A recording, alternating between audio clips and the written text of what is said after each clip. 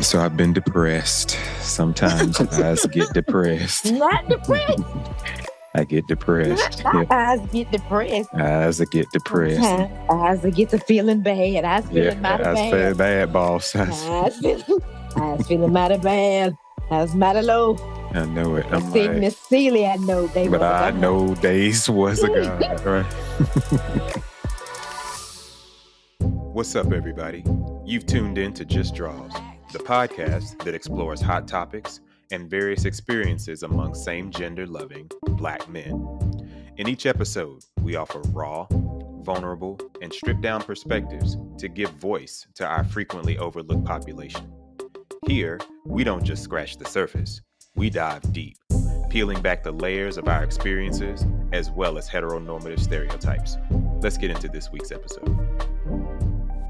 Hey, what's up, everybody? This is your boy Darius, 1/4 of the Just Draws podcast. We just did an episode not too long ago. Hopefully you all got a chance to listen to it, but we talked about friendship and we talked about the idea of how we make friends as adults and how we keep friends as adults and what are some drawbacks and things that have happened in our lives that have either caused us to lose friends or are deterrents for us making friends. So I decided to do a duet with a good friend of mine, really, really good friend of mine who I've known for almost 30 years. And I wanted to talk to her about just the idea of friendship or the concept of friendship, but I also wanted to talk to her about sexuality and the idea of how sexuality has kind of evolved back from when we were in school and had met as friends to kind of what it is now. So I hope that you all enjoy this episode, this bonus episode, I should say. And, like, share, subscribe, and offer some comments about this if you'd like to hear more conversations about this from her or from any of our other hosts for this podcast. So appreciate y'all listening. Appreciate y'all subscribing. Love y'all. Peace. Oh, and enjoy. Thank you for doing the podcast with me. And it's just really an opportunity for us to, or for me to provide some more content and for us to just kind of talk a little bit past one of the previous episodes that we did. And the previous episode was on friendship. And so this made me think about some of the friends that I actually have made and how we functioned all of these years and how we've grown and stuff like that. So I was like, I'd like to do a podcast with Auntie Angel and see what's going on. Yeah. So as you all know, I'm Darius. I am 1/4 of the Just Draws podcast. And today with me, I have one of my good friends, Anjeleigh. And I'll let her kind of introduce herself just a little bit to you. Thank you for having me on here. I'm Anjeleigh, and I have known Darius. We've been friends for, 96? 90. Yeah, I think I met you in 96. Yeah. Oh, God. So now that's almost, 20 plus. Yeah, right. That's a lot. That's a lot. That's a lot of years. We're coming up on maybe 30 then. Because we are. Yeah. I went to school in 95. Next year is 2025. That's cool. 30 years. Mm-hmm. Yeah. So that's about right. A lifetime. So yeah, it is. Yeah. Mm-hmm. College, undergrad, through band camp. Mm-hmm. Oh Lord, are you talking about a life of friendship? Undergrad through grad school for you, grad school for me, and then grad school for me again. Yeah, grad school for you again, and then all the kids, my kids, not yours. But now they are old. Yeah. And going to college. Yeah. And going to college. The middle one will be around. Yeah. So, yeah, the friendship's long. Exactly. Yeah. So, good friend. This is somebody that I usually reach out to. And, even just recently, we've really been a lot more connected. We talk definitely multiple times throughout a week now. Whereas before, we would go a few months but we would still kind of get back together and be fine. So for all the listeners who heard the episode that we did about friendship prior, and I was talking about a person who I had known for a really long time. This is not her.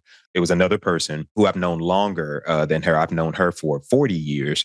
And so I was talking about, somebody else in that podcast. But this is, again, like I said, a really good friend. And so I just wanted to kind of talk through some things and have a duet somewhat with you.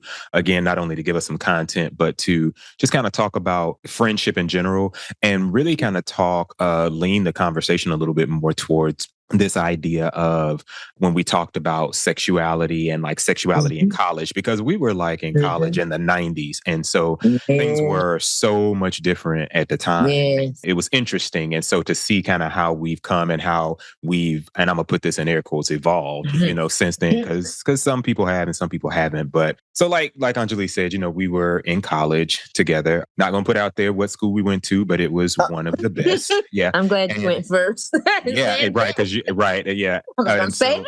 Yeah, I mean, it's not a big deal. We could put it out there, but I just, was like, okay, let's not do that. But it was an HBCU located in the South, and one of the best HBCUs, and our experiences there were really, really good. Really good. I remember starting college, and it was, it was a new thing for me. I was really excited about it, but to get out of the area where I grew up and all of those things and actually really engage with people who had various or different backgrounds and different belief systems and value systems and things of that nature, and be able to kind of get along was dope. So we met through the marching band. Yes. And that was really great. I played saxophone, and Anjeleigh was a dancer. She was a dancer. Yeah. So not a private dancer, but she was a private dancer. Dancer for money. That's right. Yeah. And we would, long hours of band camp and seeing each other 6 days a week. We'll do that for you. We'll definitely kind of build your relationship. What were some of the things that I guess you kind of experienced being in college and being away from family and things that you've known all your life? Yeah. Well, I came from a very small town, like less than 6 degrees separation. And like everybody knew everybody. And just going to college, I'm the youngest of 3. And so when I went to college, it was like freedom, because I was youngest of 3, only girl. And so I wasn't allowed to do a lot of things that were just like on my own. And so when I got to college, it was like, okay, I can kind of make my own rules. I didn't act a fool so much, but it was very freeing. And then, like you said, to be around people with similar experiences. Some people were from small towns. Some people were from another state. I met another friend of mine who was from Hawaii. So that was a cool experience. So different people, different backgrounds, yet similar and so sort of the same stories. It was very interesting to find commonalities, even though we all came from different places. We all kind of shared the same story. Like maybe we were the only girl in the family. Maybe we were from a small town, just trying to make it big and just trying to escape from small town mentality and a lot of first generations too. So yes, it was home away from home. And people think, oh, you went to college, and so it must have been scary. But it was like I went home. At least our school was, yeah. So it was more like you felt like you were at home. Even when you went back home to visit for whatever break, you came back and you were like, okay, I'm back. Like when you came back, you felt like, oof, now I'm home. I'm home. Yeah, I'm back home. Yeah, I used to say that. I used to go, I'm ready to get back home now. And it's like, okay, wait, no, that's not home, but it is. It is. We weren't as large as the school is now, definitely. Right. But it was, because we were a little bit smaller, there was a level of intimacy. Oh, yeah, for sure. With everybody. And even the staff, even with the administration. Yeah, like, the cafeteria staff, we talk about them all the time. Yes, cafeteria staff. Some administrators that were in, not high, not the chancellor and all that, but like people in student affairs and all that. Like you got to know them through student activities and things like that. And as soon as you said administrators, do you know, it just reminded me of the protest we had at homecoming in 96, and we blocked the administrators in the building. We did. I just remembered that. Yes, we did. I cannot remember the name of that specific female administrator that was really super regal and very posh, very bougie. Yes. I Yes. cannot If think we of, but say it the was three name, names. It was three yeah, it's names. three names. Three names. Anna. Three It names. was three names. It Anna. was Yeah, three that's names. right. So If we say the name, we're gonna have to say a school name. So we're gonna keep that anonymous, but I do know exactly who you're talking and I think the name about. just You ran did. across my mind. I It think that's did. what we Because you probably had the same flashback that I did as we all stood on those steps and was like, on those steps. yeah, Don't let them out. Don't let them don't let out. them out. Don't let him. don't, We don't have a let them meeting to out. go to. We don't care. We No. have a meeting. Yes, it was a good day. That was a good day. And we did, by the way, for the listener's sake, we did get exactly what we were asking for. Yeah, those So, were yeah.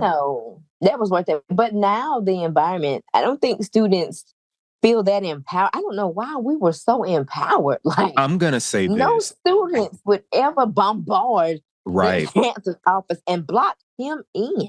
Because they have been conditioned to be seen and not heard. And what's Oh, interesting is we were conditioned kind of the same way, but when we had yeah. the opportunity to get We out of busted that, we out. immediately were like, nope, this is We not the busted move. Yeah, out. we're not And doing this. We're not doing right, this. right. We were taught and we were brought up in that be seen but not heard. But when it came our chance to be heard, we took all opportunities to be both Yeah. heard and seen. And Yeah. it just, that's amazing. I didn't even think about that because kids don't stand up for themselves. And I say kids, but they're adults too. But Yeah. at this Adults in age, training. Yeah. we're 40, 50, and I'm just kidding. Yeah. So, All of that. yeah, that's something to look back at how we were so empowered to do something on that level. And I mean, like we did it and went back to class and was like, okay, yeah, we did that and went on Yeah. with our lives. Yeah, and I remember that was the thing too, that it was like, okay, at 2 so and so, whatever time it was. I can remember what class I was taking at the time. And it was like, okay, at 2 o'clock, walk out of your class and we're gonna meet We gonna walk out. and we're gonna meet at the administrative building. Oh my And God. And we yeah, didn't have social media. we How didn't crazy is that? You know what? You bring that memory. We didn't have social media. We no, didn't have Facebook. We didn't have nope. Twitter. We didn't have Instagram. We had no way to actually mass communicate that. Hell, we However, the didn't have cell power of phones. we did not have cell phones. Yeah. We had word of mouth. We are meeting at such and such, at such, such. Mm-hmm. And we did it. It did it. Yeah.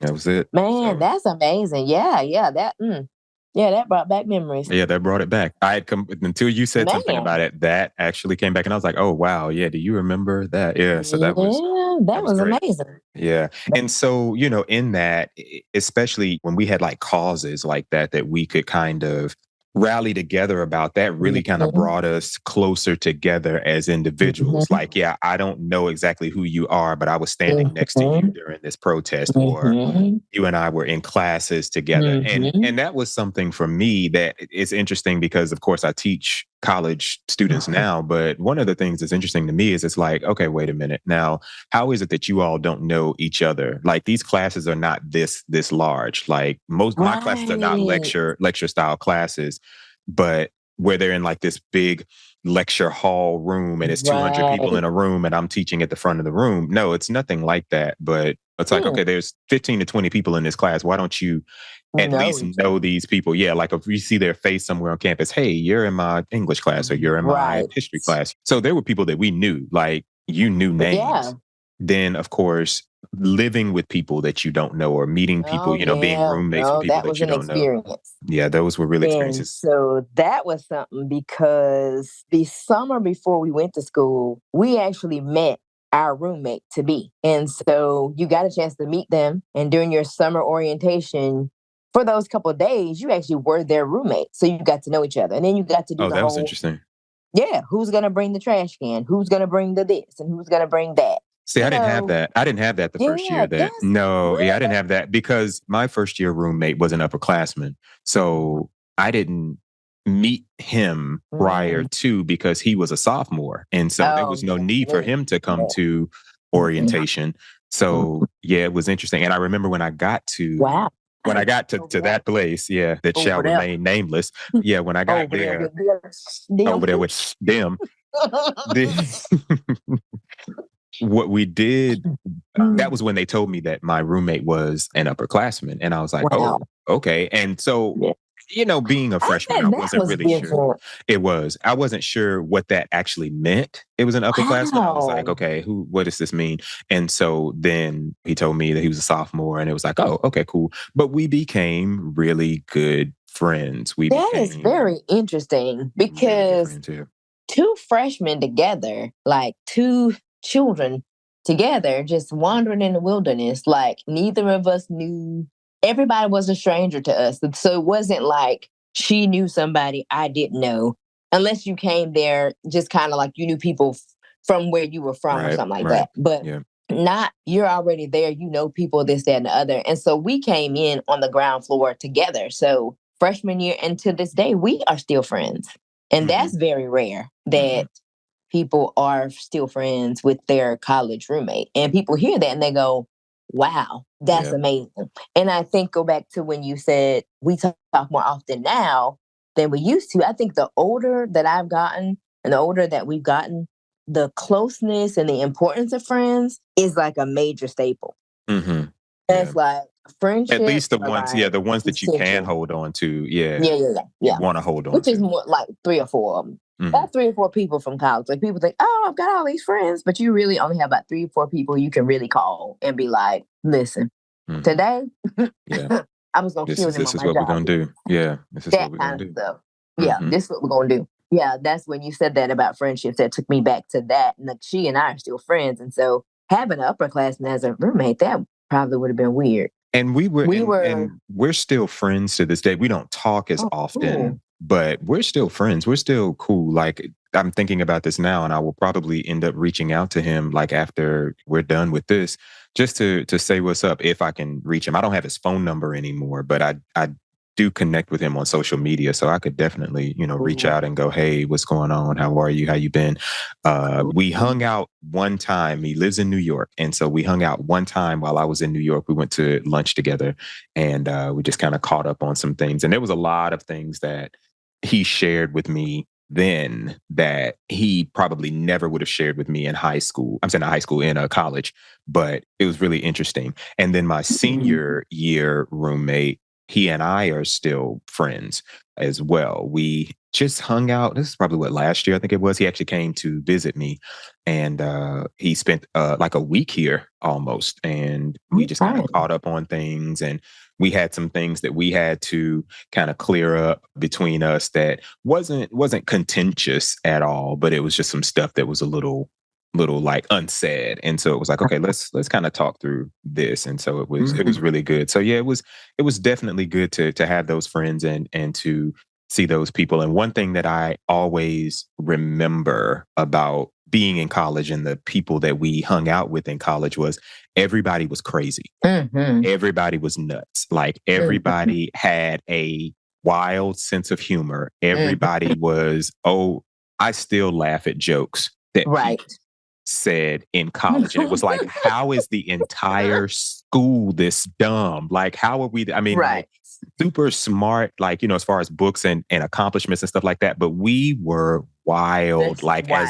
And as it, yeah, crazy. Yeah. Mm. everybody, everybody, Everybody. like, And to some degree, like even the driest person was was funny. nuts, was For some knucking reason, there was futz. something, right. There was something about, and it was contagious because even if you were a quiet person, Yeah. if the right element was there, you were not that quiet. You were still funny for some reason. Hmm. Like it just was. I don't know if it was the era because I can say that now, even just as simple as going and hanging out on the yard, Yeah. like to doing nothing, just sitting there Just watching sitting people go around. Yeah. Just watching people go watching by people walk and speaking to everybody as they by and went by. speaking to everybody. And I can honestly say that on my son's college tour, which sounds so crazy to say, to that same place to which we Hmm. will leave unnamed, no That's name. right. Even though I said the mascot earlier, but it's okay. You don't know Hmm. what I'm talking It's fine. It's fine. We'll about. bleep that out. Fine. We'll bleep that all out. Bleep, bleep. The atmosphere is way different. Hmm. Yeah. So when we used to, I know now they don't have to raise windows because they've got air conditioning and all the things, but Hmm.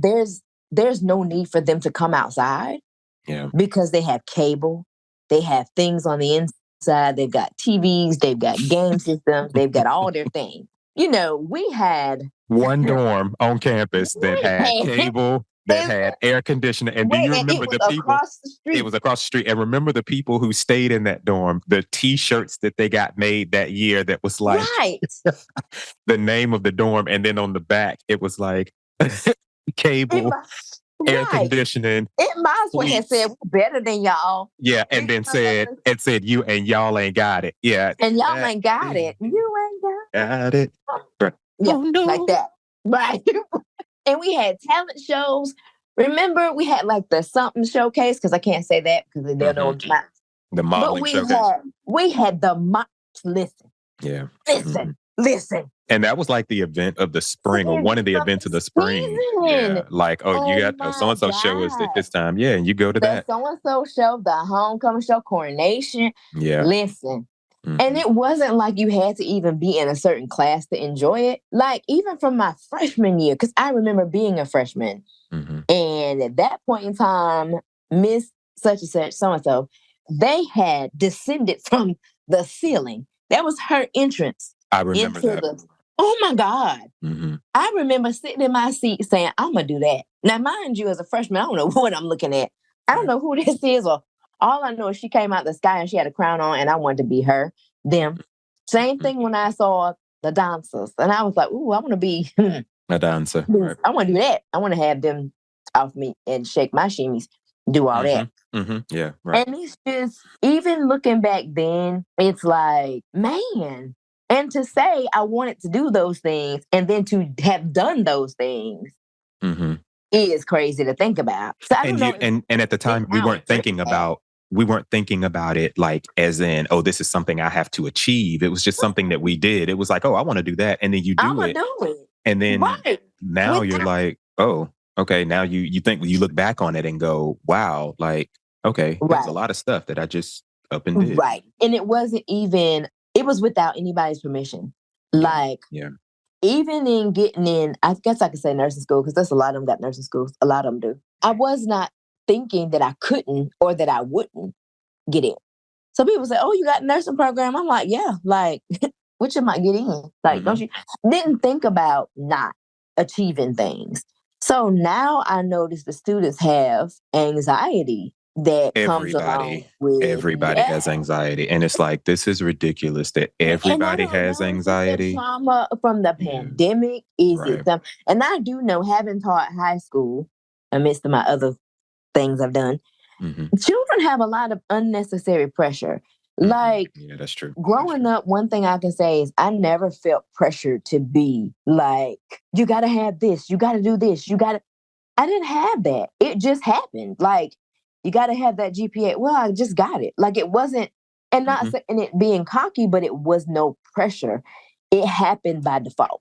The children are coming to school now with all of this unnecessary pressure. And I think that's some why of them are being to achieve things. Yeah, some of them are being pushed to go to college, and it's like, hold on. Like, are you really interested in going to college? Do you want to go? Yeah, my niece, I think, was kind of pushed to go to college. And my whole thing was, she barely got out of high school. And I said, okay, and she's going to college? Like, okay, y'all, like, and I made this prediction. I said, by fall break, at the latest Thanksgiving, or I said she might make it through a semester. She'll be back home. She's not ready for this. She's not prepared for this. Like, mentally, not that she couldn't do it, but mentally she is not prepared for this. She hates school now. And she barely got out of high school, and y'all are going to push her to go to college? No, that's not going to happen.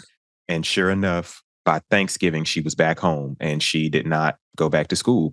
And I think now she's at a point where it's like, you need to see how real adulting is. And she's really seeing that. She's really experiencing that now. And it's like, you got to figure out how to make this stuff work. You got to figure out how to make it shape, because I'm not going to be here all the time to bail you out of stuff. I don't need to be here all the time to bail you out of stuff. You got to figure that out. And we didn't have that. We didn't have one. We did, like you said, we didn't have that push. But the other thing is, we wanted to be okay. And we wanted to go to college. I remember. Yeah, I did too. I was the last to come out the house. My brother's 10 and 8 years older than me. So I was home by myself. By the time it was my time to go to school, I was by myself anyway. I could not wait.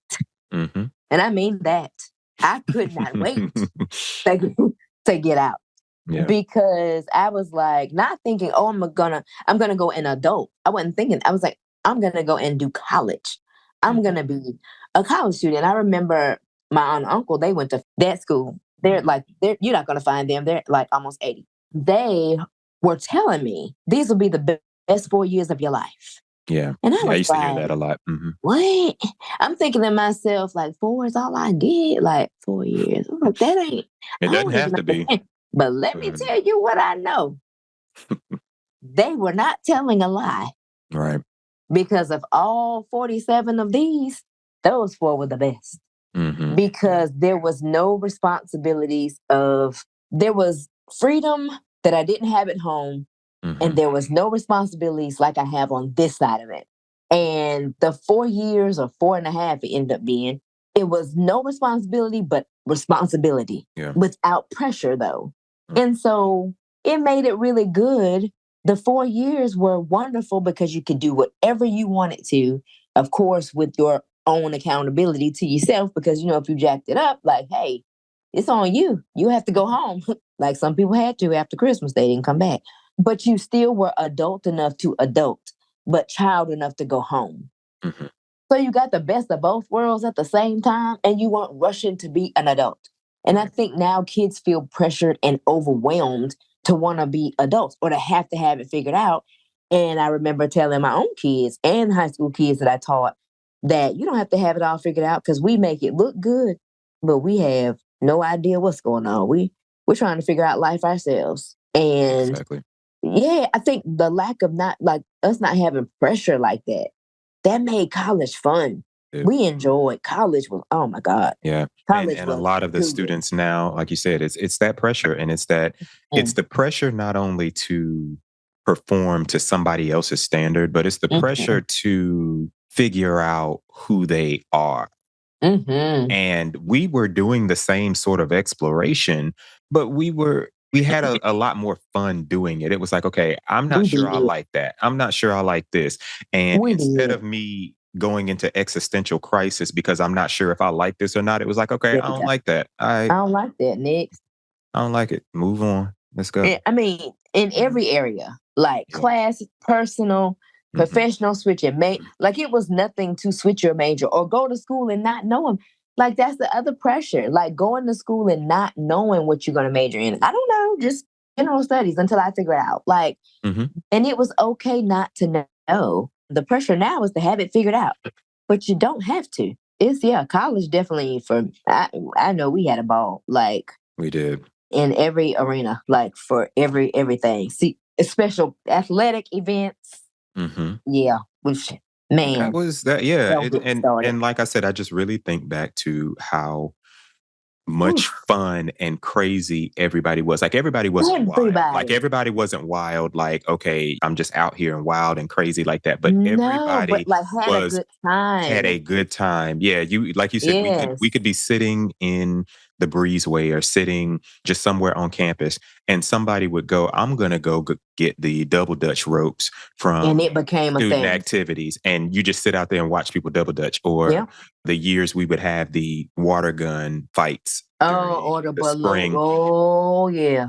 And when it snowed, we would when Daddy attacks, and we would get those tops off of those plastic bins and go down that back hill, or go get a tray from the calf and slide down the hill and drink some White Hot and drinking White Hot, which we have not found what White Hot is since the 90s. They don't make it anymore. We don't know where it is, what it is, but that was the last box. And it was so funny because none of us had ever heard of what it was. We were like, what is this? White Hot. And it didn't matter because it was so cold. It didn't matter. And then I remember to me, it felt like when you go to the hood and you go to like a little convenience store in the hood, how they'll have stuff that no other store has. Right. Like, Oh, what is Kool-Aid. Like, this? I okay, don't know. like what flavor is Jamaica? Why is this What Kool-Aid Jamaica? What is this? And what why is is this this Kool-Aid flavor? this? Yeah. Or like I would go, my little neighborhood convenience store was in the hood, and they would have different flavors of now laters that Mm, no other place had. You could go to the 7-Eleven or the Shell and they would have your mm, standards, your mm. fruit punch or your banana and your Yes. whatever else. But I'd go to my store and they would have passion fruit, Mm. and they would have, and I'm going, whoa, I want to Whoa, try what is this this. flavor? Yeah, I got to try this. I got to try Mhm. this Jamaica Kool-Aid. So Yep. yeah, just stuff like that. It's Um, yeah.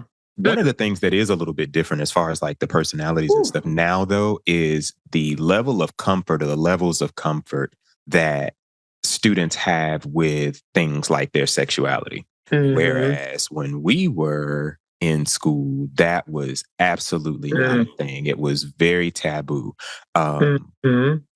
And when I was in college, so I wasn't gay in college. I was not thinking about guys in college. I was not thinking in that vein. I wasn't attracted to guys in college like that. I mean, other than just being able to say, okay, this person was attractive or this person was Mhm. nice looking. I never Mhm. was the person that was like, ooh, I can't wait to see what they look like at the modeling show, or I Mm, can't wait to see okay. what yeah, like I Right. didn't care about any of that. I was like, oh, okay, that's so and so. Yeah, I mean, they have a nice body, or that Mhm. person is pretty popular, stuff like that. But now they are a lot more open with who they are, how they function. Some people are still kind of, it's still really taboo because of the way that they were raised, but Mhm. definitely for us, it was taboo. And probably you being a year ahead of me probably knew more people who were gay than I knew, because I Mhm. was completely oblivious to a lot of people and ended up finding out about people way late. Mm. Yeah, it wasn't anything anybody walked around and was like, "Oh, yeah." But and Hey. I think the other thing about that is that maybe it's generational. You don't have to say it. Mhm, It just and maybe because it's an acceptance thing. mhm. I don't know. Maybe that's a generational thing. That it didn't have to be said. Like we knew which ones I was gonna say See, something I else, but you would didn't. know who I did well, you I know didn't. people's But they had to be very, like, there was something. flamboyant. Yeah, they had to be Right. very flamboyant, or they had to be very overt with it.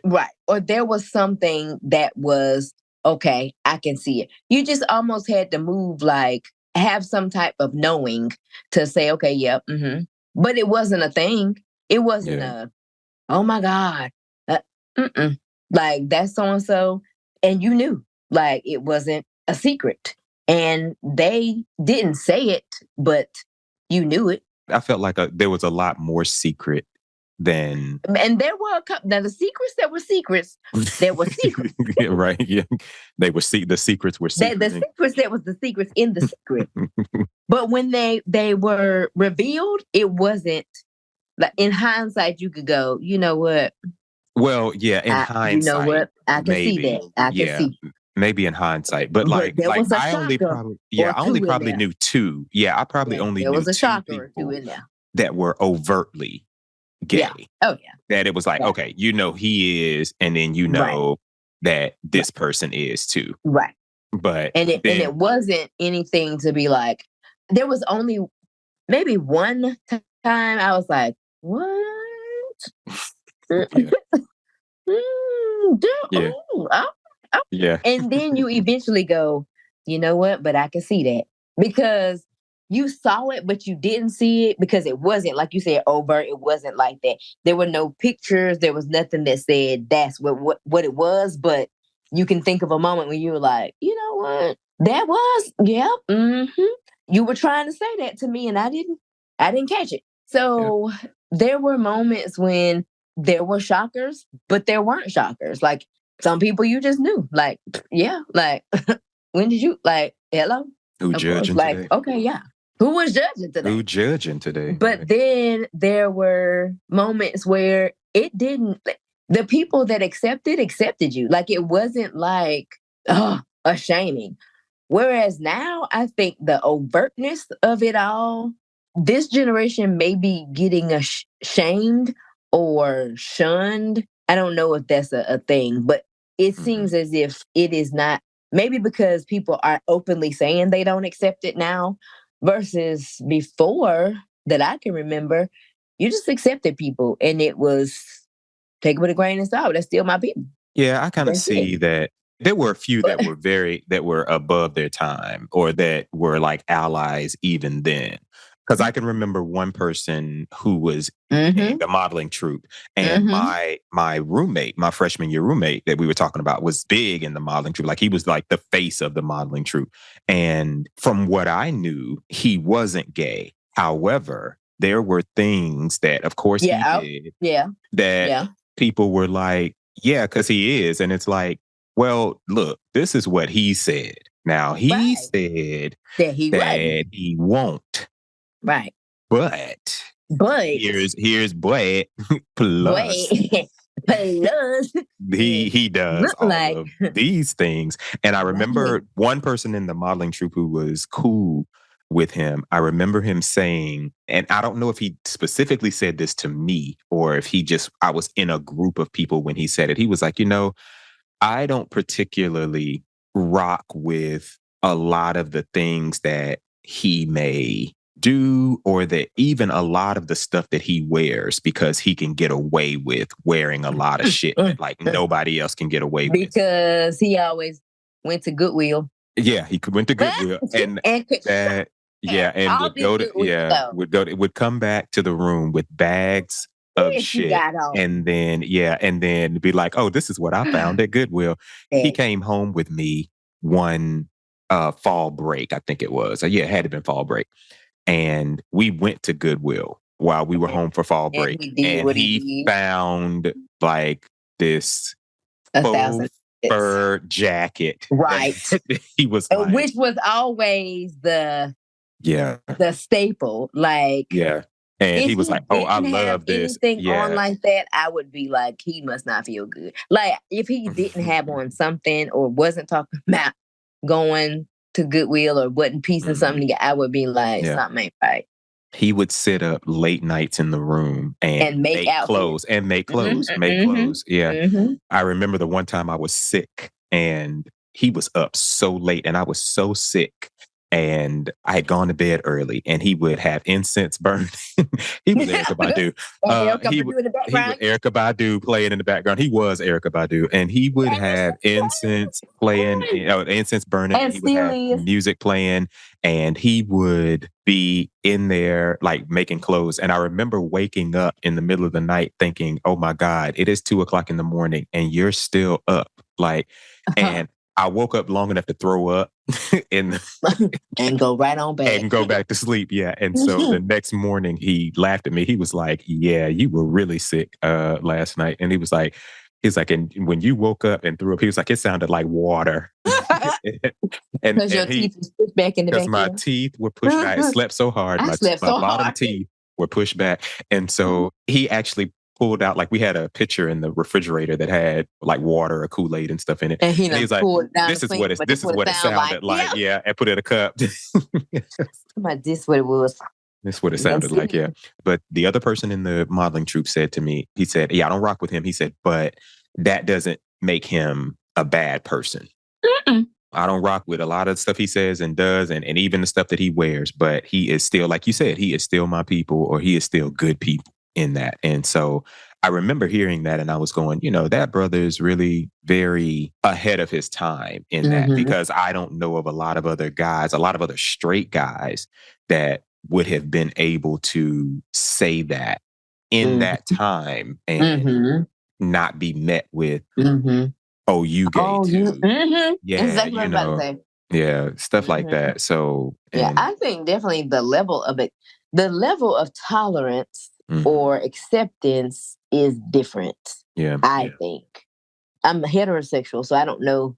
But in the same vein, you think about things that were acceptable then and things that are acceptable now. And it's like, there's certain things. The college culture is so different now that, like, I don't know if I can't say the name, but when the dance that I tried out to be the dancer, when that person did that dance, and I was like, I'm not gonna be able to do that. And the person who did the dance was a male, was a gay male. Yeah. Yeah. Listen. He was the gay male. Yeah. Listen, when I tell you that I wanted to be the dancer, okay? Remember I said private dancer. Okay.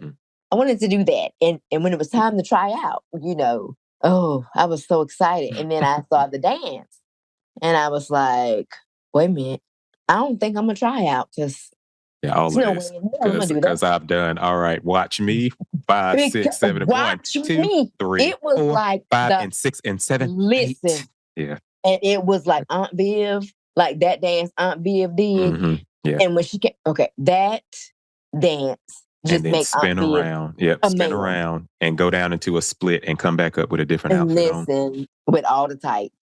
And I remember watching him and going, he wasn't male to me. He was just like this body that was moving. I was like, there's no way my body is going to do any. This is no kids. This is straight, no children body. So this a fresh body. Fresh quick memory here. It just popped back into my mind. There was I don't know how true this was, but I remember hearing.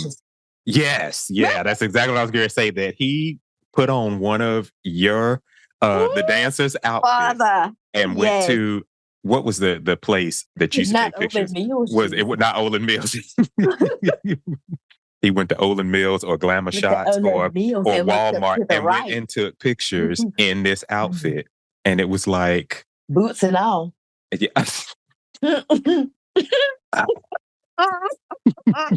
Wow. So yeah, I remember now that just brought back to my memory. Oh, Jesus. That whole situation. And it was like, what he did. Listen. But what was crazy was at that time, it didn't put him in I think make that now.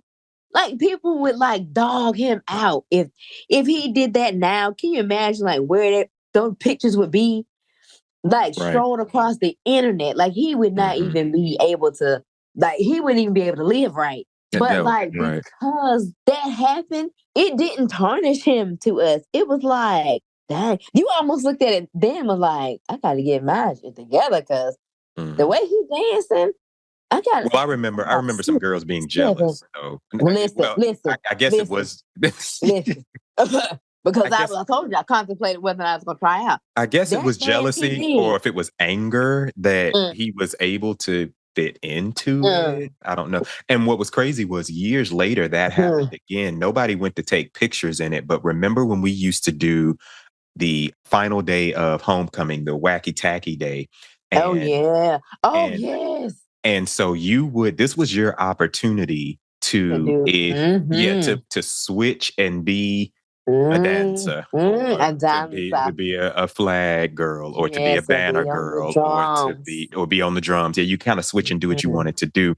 And I remember years later, there was a young man who was small enough to fit into one of those outfits. You have brought back a memory. Good God Almighty! I mean, with the Beyonce Renaissance cowboy hat, attached to the back, and he was. I remember being. I wasn't in band at the time. I had already graduated, but I remember coming back for that parade, and I was in the band room and saw him, and he was just sitting there all right, I'm ready to go outside. So that we can get down the street. So we can show the people what we're working with. So I can show y'all how this should be done. So, but I remember the coordinator at the time, the dance coordinator at the time, I feel like she made him take the outfit off because of what it could represent or what it can. I don't know. I don't remember, but I know that again, that it was that idea of just being taboo and that, you can do this, but you're not getting ready to do this like this out here in front of company. Right. Yeah. Talking about not marching down this street and we got girls that can't get into this outfit and you. Okay. Because that outfit was daunting to get into. It was an experience. It was an experience of a thong and the whole nine. It was different. That was a different experience for me. and shaving of the legs. I've never done that before. But nevertheless, I did do the dance. But it was daunting to see. And I mean, the moves was clean. It was nothing to even say, like, this dude up here dance. That dance was so pristine and that dance was so crisp. And listen, the dance was tight. And every move. I mean, you felt about it could have been shame. It could have been shame that they felt. I do remember feeling like my leg might not be able to do this split. Might fall off the bone. Meat might come unhinged from that thigh bone. Clean off the bone. Clean off that bone. And yeah. And it just, yeah. And then there were people who did other sports. And they were, and it was, and those were the things that like I never heard about until and some of them I still haven't really heard about, but you know, like you'll have conversations with people and you'll go, oh, okay, well, yeah, I knew about this person and I knew about that person and I knew about this person. It was like, what? I think there was pressure though for males. I might have known one or two females who I suspected, but they never, you know. I cannot name one. But I cannot name one. We can't name. But I'm gonna name one when we get off the here. We can't name them. I'm gonna name them to you. I'm gonna call you and tell you the name. Yeah. Whisper. Yeah. But you're gonna give me a wisp. I'm gonna give you a whisper. But there were more young men who had to suppress who they were. And you may have felt it, or you may have seen it, or you may have, because you never saw them with a girl, or, you know, it just seemed like they were, even with the ones who I had heard there were always times when they put on masculinity, like overtly, like it was like, okay, in fraternities, and I'm not going to say, because I can't say that, but it come the days when they had to dress up. You could see that person kind of like pressing past who they really were. It's like, okay, but you're going to take that off because that's killing you. I want to put that necktie these heels and this pearls, but I'm going to put on these wingtips. Yeah, or I'm in this suit and I look nice. However, this is not who I really am. I'm blinking real slow, and I'm blinking slow, and my lips are perched. Slow. Yeah, and I'm walking slow. And you could just tell, like, when it got to that point, was like, okay, that suit is not really who he is. Yeah. This is not him. And I guess then you had to be, and I guess even now you have to put on that, because even with children in high school, it's a young man on my children's track team, and he is, amongst his friends, amongst them, he's out. Okay. But when his dad and mom come around, he's a different person. We can still see it in him because, I mean, that's who you are. But he is less talkative. His voice is down, down here. Like if the register is low, but it's masking who he is, because he is happiest when he's got his puffs and his bangs. Okay. And he's got his track shirt, pulled to the side. When he is himself. And a side knot. Yes. Or a back one. Or a back one, right? He is himself. Even when he doesn't do his puffs and his back, he's overtly himself when his circle is with him, versus when other people come around who he may feel like may not receive him well. I can just see him shrink. And I don't know. I don't like to see him do that. And as a parent, if that's who your kid is, then they shouldn't feel like, hey, I got to put me up because you can't accept me for me, even though you gave birth to me. You know what I mean? It's as a parent, it hurts me sometimes to see him tuck himself away when they come around. I'm like, dude, you were just laughing and joking and playing with everybody. And like now. So I can only imagine on a college scene, probably the same stuff happens. I don't know. And that's what I was kind of wondering. Like, have we really even gotten past that? I mean, even though we had those taboos when we were in school and when we were, kind of coming into who we were, like, have we really even gotten past it now? Or is there an overcorrection? Like, I couldn't do it and I couldn't be out like I wanted to and be who I was then. But now it's like, I'm going to be everything, right? Everything I can be. Yeah. Yeah, I'm going to be all of it at the same time. Yeah, all of it right now. And so maybe that's the reason why some people feel like they still have to shrink, because they're being way over the top, with it. I don't know. That's a tough spot. There are instances where I feel like we haven't gotten past it, but I think you brought it up earlier when you talked about this level of tolerance. So the level of tolerance has increased as it relates to students who are in school. A lot of the intolerance are the people who are our age and older. Absolutely. That's where I see a lot of it. I really, I got to be so discreet right about now. I just got to bite my tongue. Hold on. Hold your mute. Hold on. Yeah, it's tight. It's this. Again, it's. Oh yeah, you know what? I know exactly where you're going. Okay. Yeah, you know what I'm trying to hold in. I know where you're going. All them horses is bucking back there. I got you. Yeah. Tell me, whoa. Hey. Because it's like, whether you want it to be so or not, it's so. Yeah. And it's not anything. It's like, even on the heterosexual side, it's like, you cannot hide things. It's what it is. But even, oh God, I can't even say what I need to say because I'm going to have to say some things and they're going to know who I am. And they're going to know what I'm talking about when I say what I say.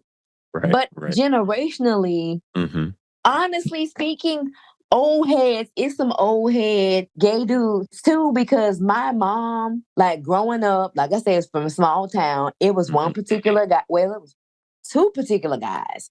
And one in particular would walk the streets. And it was small town, so everybody kind of walked in the country, whatever. And we would see him walking, and she would say, "There's such and such. That is something." Whatever he had on that day, we could tell how he was feeling. Like, and it was a joke between us, but everybody knew that he was, even though he never said that he was. But when I say, you better not, somebody off the street talking about him, the whole community would be like, what? It was accepted, but it wasn't accepted. It was a double-edged sword. It was like, it's okay for him to be like that, but not okay for like your kids to be like that. I'm trying not to say like generational ages, because then they'll, Yeah, no, I get it. Yeah, but like this person, he would wear his shorts, he would wear his tank. I mean, the nails would be done. And then there was the other person who I always suspected, even as a child. I was like, oh, he's very clean cut, just extra meticulous about things. And my mom did say, he was, but he couldn't say he was, because small town USA, you talking about people born in the 40s and 50s. Right. No. You better not. You be disowned. I mean, that generation was like, you can't live in my house no more. That is like, that's a lot. I don't know. I cannot even. And I think with our generation, it's more like your child comes out and then you have a passive aggressive shunning that you do. Yeah. And it's like, we're not going to talk about that. But we need to, because it does something different to this generation than it did to the people born in the 40s and 50s. It does something different. Yeah. And it existed before now. And they don't have the level of skin or the thickness or density of skin that we have. Right. You could say something to us and we will go, okay, that is what it is. And, right. Move your mama. on. Yeah, right. Exactly. That right there. Talking about, your mammy. Yeah. Your mammy. Yeah. Your great-grandma. And your greasy grandma. Yeah. All of that. Yeah. Grandma. Yeah. You can say all of that and keep it moving. But no, you say something to them and it's like suicide risk. Yeah. You got to be on suicide watch with them, because they are so disappointed and they are so taking it to, so personally that it's like, okay, well, and we can't even tell people now, or the students that are growing up now. I mean, for all of their creativity and all of the things that they have that we don't, we can't tell them, hey, you got to have a thick skin, like, because they don't understand what that is. They've never had to have it. so they don't know what it is. But and it's in a lot of spaces. It's just, beyond your sexuality, it's just mental fortitude. It's just not there. And we can't say, okay, well, it's our fault that they don't have it. No, it's just their generation is not akin to, that's not where some of them are. It's just not. And then when it comes to talking about sexuality, now you're talking about kids that are raised by the generation that couldn't watch the sex video in school to learn about reproduction and all that. So then that's another problem, because then it's like you have a generation like before us who they weren't allowed to watch the reproductive video in school. And so sex was like, oh, no, I'm going to write you a note. You don't have to watch that. Whereas our generation, we watched that and was like, okay, cool, whatever. Some of us. And that's how we knew what stuff was. And that's how we knew what stuff was. Like, okay, that's how you get that. I mean, on the side of promiscuity, like, I don't even think now kids even go to school with, and I'm not going to say hoish ways, but I'm going to say hoish ways. That's what I'm going to say. I don't think they go to school thinking about options. Like, oh, I'm going to date, not necessarily thinking I'm going to date a lot of people, but not thinking that I'm going to date a lot of people. But even now, and I know this with my own children, it's like you get one person, it's like, okay, that's my person for life. Yeah. Like, where the hell did that come from? Like, who taught you to do? Not saying be like your mama, but I'm saying do explore. And so it's so many different things with generations that I'm like, where did y'all get that from? And who told you that? Who told you that? So and what you go down there for? Because it's just, again, the generations before us that have been taught, don't talk about sex. They are now raising a generation who are okay with changing their gender, changing their name. Yeah. I call me Blue, even though I was born Sarah. Like, we got to talk about things. At the end of the day, it's not avoidable. You got to talk about things. And you got to just accept people. It's acceptance for me. I don't know. Yeah, you're right. You're right. So I think that's just something that, we can come to the conclusion that we definitely still have a lot to work on, and a lot of things that are evolving and changing. And it's frustrating because things are evolving and changing at such a rapid rate that we can't keep up sometimes. But, we got to try to do our best to do that, because things can't be taboo like they used to be. Things can't be. You're gonna keep that quiet, or these little things like, he funny, or stuff like that. Hold your hand like Fred Sanford. Yeah, right. Yeah, it's he. And then, and shake that hand a little bit. Tell me what does that mean? What y'all doing?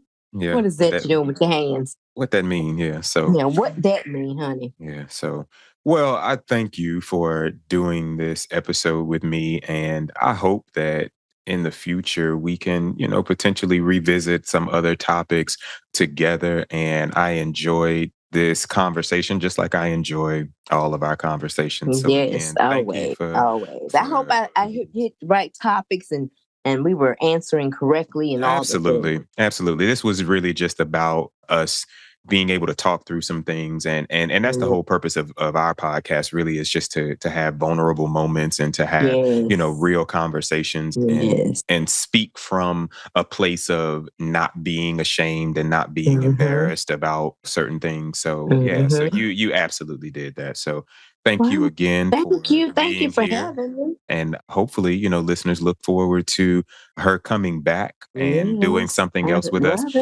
especially if we're doing some podcasts that are health related, because this is one of the baddest nurses to ever do it. Thank you. Thank you. Yes. And yes, let's do that from the health perspective, because that's another thing that suffers when you don't talk about things. Yeah, exactly. And we definitely got to be a lot more up on that. So yes, and then that's when things happen. We got to take care of each other for sure. Absolutely. Yep. Well, thank you. So good to be on here. Yeah, absolutely. We hope you enjoyed this episode. Be sure to like, share, and follow us on Apple Podcasts, Amazon Podcasts, Spotify, and YouTube at Just Draws or at the @ Just Draws. That's JUSTDRAWZ.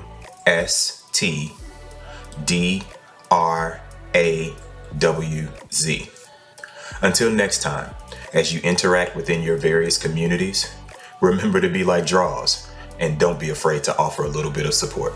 Peace.